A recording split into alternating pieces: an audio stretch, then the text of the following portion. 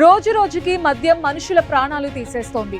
ప్రతి ఏటా మద్యం తాగి చనిపోతున్న వారి సంఖ్య పెరిగిపోతోంది.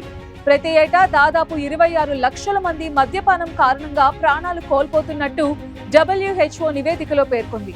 అంతేకాకుండా ఈ మద్యం అనేక రోగాలకు కారణమవుతోందని హెచ్చరించింది.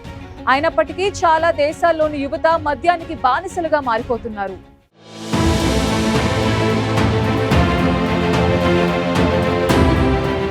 మద్యపానం ఆరోగ్యానికి హానికరమని ఎన్ని హెచ్చరికలు చేసినా దానిని వదులుకోలేకపోతున్నారు. అతిగా మద్యం సేవిస్తే ప్రాణాలు పోతాయని తెలిసినా చాలా మంది దానికి బానిసలుగా మారుతున్నారు. మద్యపానం వల్ల ప్రతి ఏటా 26 లక్షల మంది మరణిస్తున్నారని ప్రపంచ ఆరోగ్య సంస్థ తెలిపింది. మద్యపానం వల్ల గుండె జబ్బులు, కాలేయ క్యాన్సర్, మానసిక అనారోగ్యం తదితర వ్యాధుల ముప్పు పెరుగుతోందని హెచ్చరించింది.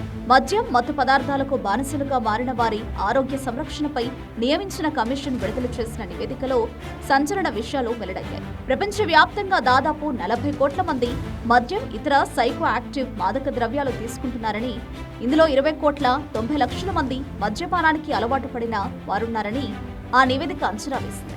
ప్రజారోగ్యానికి మద్యపానం తీవ్రమైన ప్రమాదకారి అని, అధిక మోతాదులో మద్యం సేవించే వారికి అనేక దుష్ప్రభావాలు కలుగుతాయని ప్రపంచ ఆరోగ్య సంస్థ తెలిపింది. ప్రజారోగ్యం, ప్రజల సంక్షేమం మెరుగుపడాలంటే మద్యం వినియోగాన్ని అరికట్టడానికి అన్ని దేశాలు కట్టుబడి ఉండాలని తెలిపింది.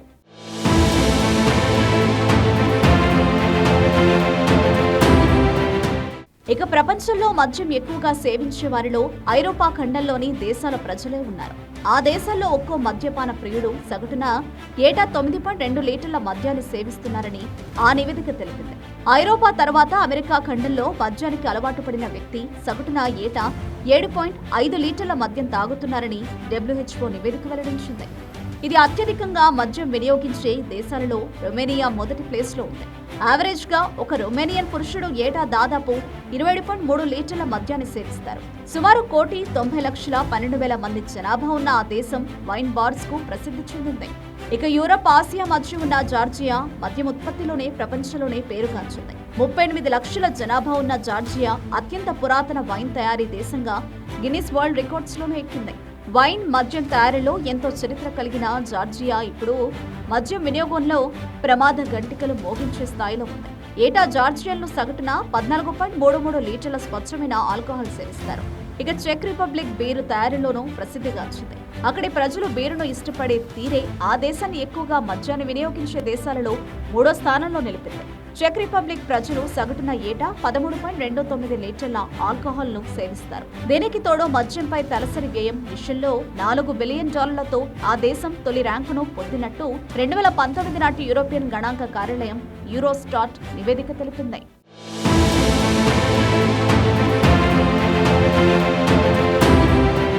ఇక అనేక దేశాల్లో కల్తీ మద్యం కారణంగా అనేక మంది చనిపోతున్నట్టు WHO గుర్తించింది.